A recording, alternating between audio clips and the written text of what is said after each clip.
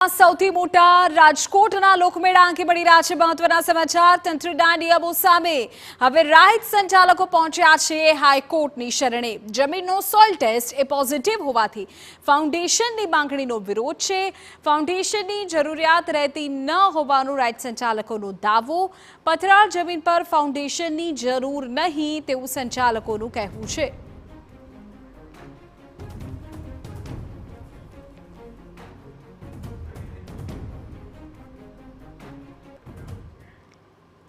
તે રાજ મુદ્દે વધુ જાણકારી મેળવી રાજકોટથી અમારા સંવાદદાતા મોહિત ભટ્ટ આપણી સાથે અત્યારે લાઈવ જોડાઈ ગયા છે મોહિત શું કહેવું છે રાહત સંચાલકોનું કઈ કઈ બાબતોને લઈને તેઓ અત્યારે હાઈકોર્ટના શરણે પહોંચ્યા છે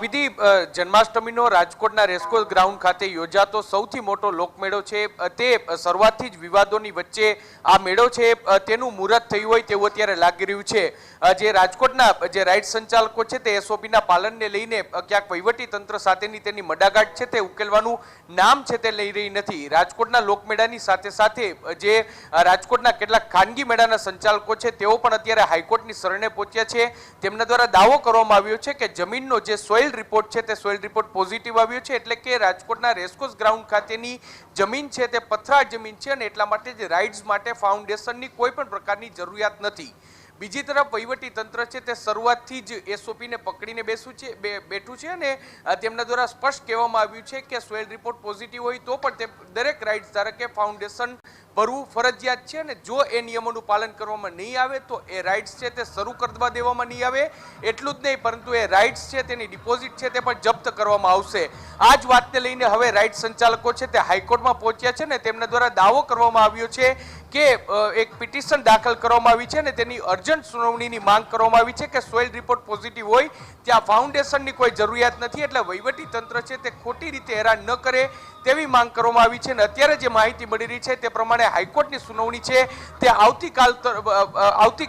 તેમની સુનાવણી થશે તેવી વાત અત્યારે સામે આવી છે એટલે આવતીકાલે હાઈકોર્ટનું રૂખ છે તે કયા પ્રકારનું રહેશે તે જોવાનું સૌથી મહત્વનું રહેશે વિધિ વર્ષોથી રાજકોટના રેસકોર્સ ગ્રાઉન્ડમાં અને સાથે સાથે અનેક જે ખાનગી ગ્રાઉન્ડો છે તેમાં જન્માષ્ટમીનો મેળો થાય છે મોટા પાયે મેળો થાય છે 15 થી 20 વર્ષોથી આ જે મેળા સાથે સંકળાયેલા લોકો છે રાઇટ સંચાલકો છે પરંતુ ક્યારેય કોઈ મોટી દુર્ઘટના છે તે ઘટી નથી પરંતુ જે રીતે ટીઆરપી ગેમ ઝોન અગ્નિકાંડ બન્યો અને ત્યારબાદ રાજ્ય સરકાર દ્વારા જે નવી એસઓપી જાહેર કરવામાં આવી એ એસઓપીમાં કોઈ પણ અધિકારી છે તે પોતાના ખભા પર કશું રાખવા માંગતા નથી અને કોઈ પણ અધિકારી છે તે પોતાના માથે કોઈ પણ પ્રકારની જવાબદારી લાગુ કરવા માંગતા નથી ને એટલા માટે એસઓપીમાં જે નિયમો છે તે નિયમોનું શબ્દશ પાલન થાય તેવો આગ્રહ રાખી રહ્યા છે ને એટલા માટે જ આ મામલો છે તે વિવાદોની વચ્ચે થયો છે જ્યારે મેળાની હરાજી હતી ત્યારે પણ 5 વખત હરાજી મુલતવી રાખવી પડી હતી અને અંતે મેળો કેટલાક ખાનગી મેળા સંચાલકો છે તેમના દ્વારા રાજકોટનો લોકમેળો છે તેના પ્લોટ્સ છે તે ખરીદવામાં આવ્યા હતા અને ફરી એકવાર